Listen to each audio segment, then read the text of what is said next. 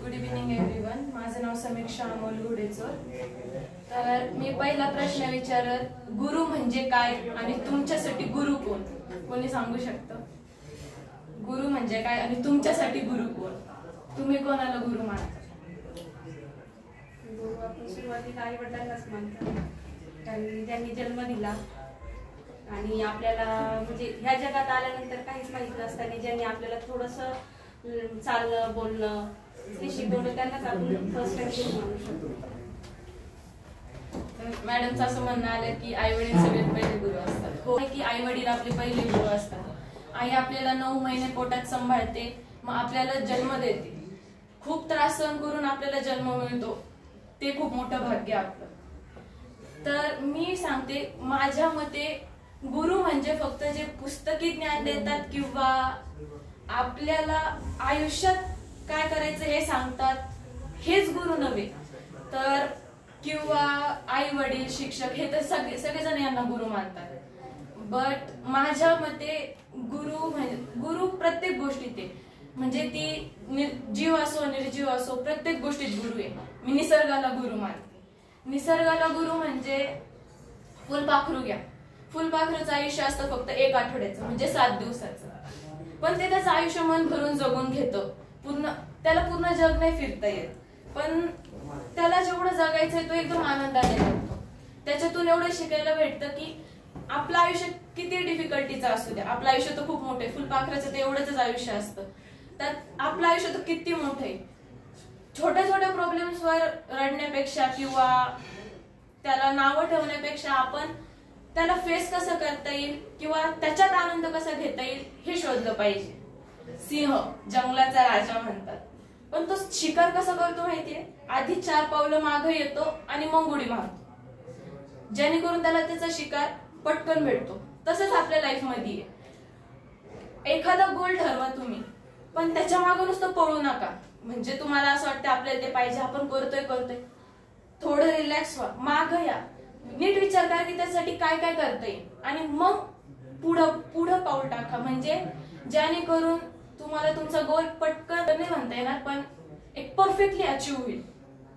आणि जसं की रस्ता म्हणजे रस्ता भेदभाव नाही करत की माझ्या ह्या रस्त्यावरून म्हणजे श्रीमंत माणसं चालणार किंवा गरीब माणसं चालणार, तो भेदभाव नाही करत. तसंच आपण आपल्या लाईफ मध्ये सुद्धा एवढंच केलं पाहिजे, कोणत्या गोष्टीत भेदभाव नाही केला पाहिजे. म्हणजे मी खूप श्रीमंत आहे किंवा ही खूप गरीब आहे, मीच्या सोबत नाही, असा भेदभाव न करता सगळ्यांना सोबत घेऊन चालणं.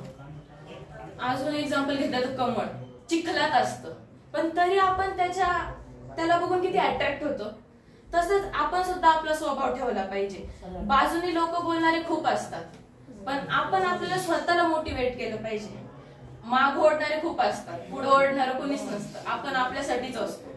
जसं की तो चिखलात राहून सुद्धा त्याचं सौंदर्य दाखवतोय, तसंच आपण आपल्या आजूबाजूंच्या इग्नोर करून आपल्यात काय क्वालिटीज आहेत हे दाखवलं पाहिजे. झाड निस्वार्थीपणे त्याचं सगळं काही माणसाला देतं.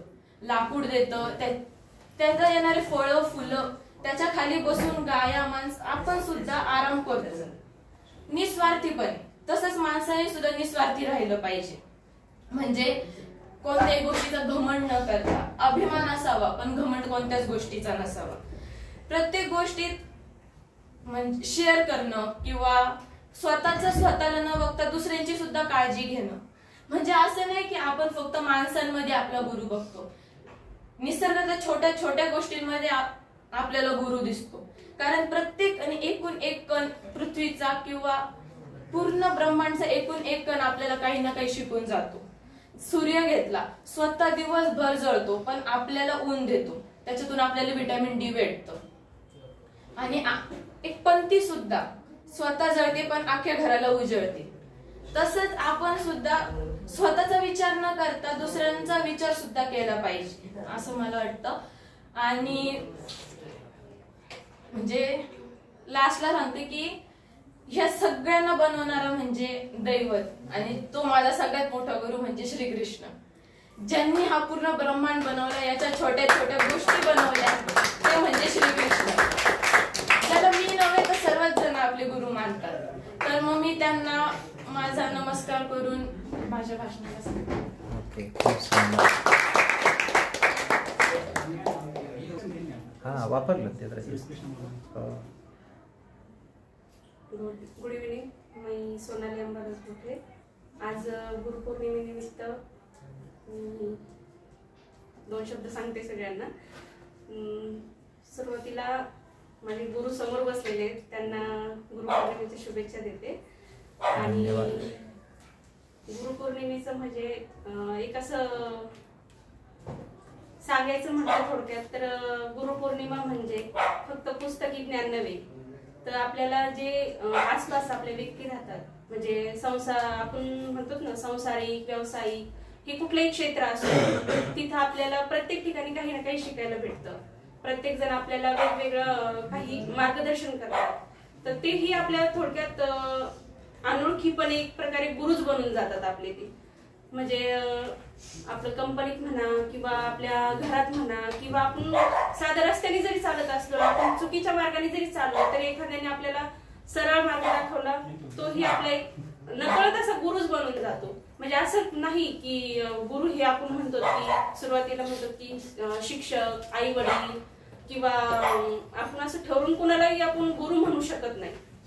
आपल्या जीवनात जेवढे आपल्याला चांगले मार्गदर्शन करतात, मग ते कुणीही असू, आपल्या ओळखीचे असू किंवा अनोळखी असू, तेही आपल्या एक प्रकारे गुरुच बनून जातात. तर गुरुपौर्णिमेचं सांगायचं म्हणजे की कसं आता आपण जी भक्ती करतो, थोडक्यात मी साईबाबांना जास्त मानते. तर म्हणजे मी जेव्हा जेव्हा खचते ना, की जेव्हा जेव्हा मला असं वाटतं मी आता इथं हरले, मी आता मला मार्ग दिसत नाहीये पुढं, तेव्हा मी डोळे झाकून एक 5 मिनिटं, जसं आम्हाला सर सांगतात की 5 मिनिटं असं आपलं ध्यान लावून बसलं ना, की आपलं एक लक्ष जर समोर जर असलं ना, तर आपल्याला मार्ग सहज निघून जातो. तसं मी डोळे बंद करून जरी बसले आणि मनात असं विचार करत राहिले की मी अशा ह्या ठराविक ठिकाणी इथं बसले, स्टँडवर बसले, तिथून मी शिर्डीत उतरले, असं जरी मी म्हणजे नुसतं इमॅजिन जरी केलं ना, ते वेगळीच अशी एनर्जी होऊन जाते माझ्याकडं. मला असं वाटतं की मी तिथं जाऊन माझं सगळं दुःख मी शेअर केलं. म्हणजे थोडक्यात कसं की जे आपण काही गोष्टी आई वडिलांना सांगू शकत नाही, तशा थोडक्यात आपण देवाजवळ व्यक्त करतो, तेही आपल्याला एक प्रकारे आपण आपल्या गुरूंजवळ आपलं मनोगत व्यक्त केल्यासारखं होतं. म्हणजे दैवत सुद्धा आपण एक गुरु म्हणून स्वीकारू शकतो. तसंच मी क्लासमध्ये जेव्हा आले तेव्हा मी खूप नर्वस होते. म्हणजे असं मला बोलण्याची, आता सरांनी जसं मला एकदम इमिडिएटली सांगितलं की तुम्ही बोला, तुम्ही करू शकता, तुम्ही बोलू शकता, तेव्हा मी तिथं ज्यावेळेस चेअरवर बसले त्यावेळेस असं वाटत होतं की मी नाही बोलू शकत, मला नाही जमणार काहीच. पण ज्यावेळेस मी क्लासमध्ये इथं आले, मला सरांनी प्रत्येक वेळेस असं पुढे येऊन बोलण्याची संधी दिली, त्यावेळेस मी घाबरत 2-3 शब्द आपले बोलायचे. पण आता हळूहळू अशी थोडीशी भीती कमी होत चालली. आणि प्रत्येक वेळेस आमचा ग्रुप असला का सर वेगवेगळं मोटिवेशन देतात, सगळं असं वेगळं सांगतात काहीतरी, त्यातून मला अनेकदा असं शिकायला भेटलं. आणि मी एकदा सरांना बोलले पण होते की सर, ज्यावेळेस कसं गीतेमध्ये महाभारतामध्ये श्रीकृष्णांनी अर्जुनाला म्हणजे त्याची सगळे संबंधी समोर असताना तो ज्यावेळेस म्हटला की मी हा युद्ध करायला तयार नाहीये, त्यावेळेस श्रीकृष्णांनी जसं ज्ञान दिलं तसं आमच्या जीवनामध्ये सर एक आमच्या समोर जसे श्रीकृष्ण आहेत ना, आम्ही त्यांचे अर्जुन आहेत, अशा प्रकारे सर आम्हाला ज्ञान देतात. म्हणजे सर आमचे गुरु नाही तर आमच्यासाठी ते श्रीकृष्ण आहेत आणि आम्ही त्यांचे अर्जुन आहेत, असं आम्हाला वाटतं. एवढंच मी बोलू शकते. सर्वप्रथम मी सरांना गुरुपौर्णिमेच्या शुभेच्छा देते. तसंच माझे आई वडील, माझे भाऊ बंद, माझ्यापेक्षा मोठे जे व्यक्ती येतात त्यांना मी गुरुपौर्णिमेच्या शुभेच्छा देते. कारण की ते पण आपल्याला गुरु म्हणजे एक प्रकारचं ज्ञानच देते. म्हणजे आपल्याला भविष्यात घडवण्यासाठी ते खूप प्रयत्न करत असतात, आपल्याला मार्ग दाखवत असतात. तसंच सगळे जे आपल्या आयुष्यात जेवढे व्यक्ती आपल्याला भेटत असते ते आपल्याला छोट्या गोष्टीतून सांगते की नाही बाबा, हे इथं नाही तिथं, हे चुकीचं आहे, हे चुकीचं नाही, तू या मार्गाने जा, तुझं चांगलं होईल. म्हणजे असं आपल्याला जे काही गोष्टी सांगत असतात ते खूप चांगले असतात. आपल्या आयुष्यातले प्रथम गुरु म्हणजे माझे आई वडील, त्यांना मी खूप धन्यवाद देते. मी जेवढ्या पण म्हणजे आता जेवढं पण बोलू शकते किंवा मी ज्या पण पोझिशनवर आहे, कारण की त्यांचं खूप आभार आहे, माझ्या वडिलांचं खूप आभार. म्हणजे हात आहे माझ्या पाठीमागं की नाही तू करू शकतीस, मी तुझ्या पाठीमागं आहे, तुला जे करायचंय ते तू कर, मी आहे तुझ्या पाठीमागं. आई वडील मला कायमचं असं की प्रोत्साहन प्रोत्साहन देतात की नाही तू कर, की आम्ही आहोत तुझ्या पाठीमागं, तुला शिकायचंय तू शिक, तुला जे करायचंय ते कर, आम्ही कुठल्याही गोष्टीत तुला नकार नाही देत, तुला जे करायचंय ते कर, आम्ही कंटिन्यू तुझ्या साईडने आहे. म्हणून मी आज नव्हे तर मी त्यांना कायम स्वरूपी त्यांना आभार देत असते की तुम्ही माझ्या आयुष्यात आलं. हे खूप खूप माझं मन आज म्हणते की मी खूप लकी आहे की मला इतके चांगले आई वडील आणि गुरु भेटले. म्हणून मी आज त्यांना मनापासून शुभेच्छा देते. खूपच असं परत भेटणं नाहीये, लक्षात ठेवा. तुम्ही असं घरी किती बोला, तुम्हाला चान्स नाही मिळाला, त्यावेळेस विचारही आठवणार नाहीत काय बोलायचंय. आणि तुमच्या समोर तुमचे मिस्टर तुमच्यासाठी आदर्श आहेत, तुमचे आई वडील पण आदर्श आहेत, आणि बाकी तुम्हाला जे फ्रेंड सर्कल मिळाले हे पण तुमच्यासाठी एक गुरु प्रकारे काम करत आहे ना. हा बोला. माझं नाव आसमा शेख. मी फर्स्ट टाइम इथे आले होते ना त्या दिवशी म्हणजे मला ये नव्हतं मला एक कॉम्प्युटर कोर्स करायचं म्हणून, पण माझ्या हस्बंडनी मला फोर्स केलं आणि त्यांनी मला सपोर्ट केला नाही का तू करू शकते, तुला करायचं आहे म्हणून. आणि त्यांच्यामुळे मी इथं आले. हा बरोबर आहे, बरोबर. ते म्हणजे मला हर एक नाही का कोणत्या पण याच्यात सपोर्ट करते, तू करू शकते. त्यांच्या आधी ती माझा विचार करते, तुला काय करायचं काय नाही काय हवं ते मला विचारते आधी. त्याच्यासाठी मी त्यांना गुरु मानते. आणि जर इथं यायच्या आधी माझे म्हणजे असं एवढं हे नव्हतं आत्मविश्वास मी काही करू शकते काही हे करू शकते. कारण तुम्ही जे मोटिवेट करतात ना सर त्याच्यातून एक वेगळंच भेटतं आम्हाला एनर्जी. थँक्यू, त्याबद्दल खूप धन्यवाद. इथं आल्यापासून खूप काही चेंज झालं सर माझ्या लाईफ मध्ये. कारण मी कोणाचं म्हणजे पाहुणे जरी आले ना त्यांच्या समोर बोलायचे नाही काहीच नाही, चहा जरी दिला काय आतमध्ये जाऊन बसायचे. पण आता पाहुणे जरी आले ना त्यांच्या जाऊस तर बडबड बडबड चालू असते. वाव, छान, नाईस. आणि हा बोला ना. माझे हसबंड पण म्हणते क्लासला आल्यापासून तू जास्त बोलायला. अरे वा, छान, नाईस. आणि आत्मविश्वास प्रत्येकामध्ये आहे. शुभम कम्प्युटरचा उद्देशच आहे दृष्टी नाही तर दृष्टिकोन बदलणं आहे. खूप सुंदर. येस येस, ओके, सुंदर, नाईस. आणि तुमच्या मिस्टरांसाठी काय मेसेज देऊ इच्छिता का? म्हणजे तुम्हाला एवढं चांगलं मोटिवेशन देत आहे, तुम्हाला ते प्रेरणा देत आहे, तुम्हाला काहीतरी करावं हे तुमच्यामध्ये जे आहे, तर तुम्ही तुमचं मार्केटमध्ये हे नॉलेज पब्लिश करावं, याबद्दल त्यांना कसं म्हणजे काय बोलताल? एखादा शब्द आहे का तुमच्यासाठी? Wow, nice. क्लॅपिंग करतात. वाव, छान. हां हां, असाच निश्चित तुम्ही तुमच्या दोघांचाही संसार चांगला व्हावा. जसं 4 व्हीलरची चाकं बरोबर चालतात असेच पुढे चालूनही तुम्ही बरोबर चालावेत आणि पुढचाही चांगला संसार करून तुम्ही पुढे जाऊया. कारण संस्कार असले की संसार टिकतो, बरं का, लक्षात ठेवा. तसे तुमच्यामध्ये ते गुण पण आहेत आणि ते मिस्टर तुम्हाला ते प्रेरित करतात. ते तुमच्यातले गट्स पाहिले म्हणून तुम्ही आज इथं आहात आणि 2 शब्द बोललात पण त्याबद्दल धन्यवाद. नाईस, खूप छान. सर्वप्रथम तुम्हा सर्वांना गुरुपौर्णिमेच्या हार्दिक हार्दिक शुभेच्छा.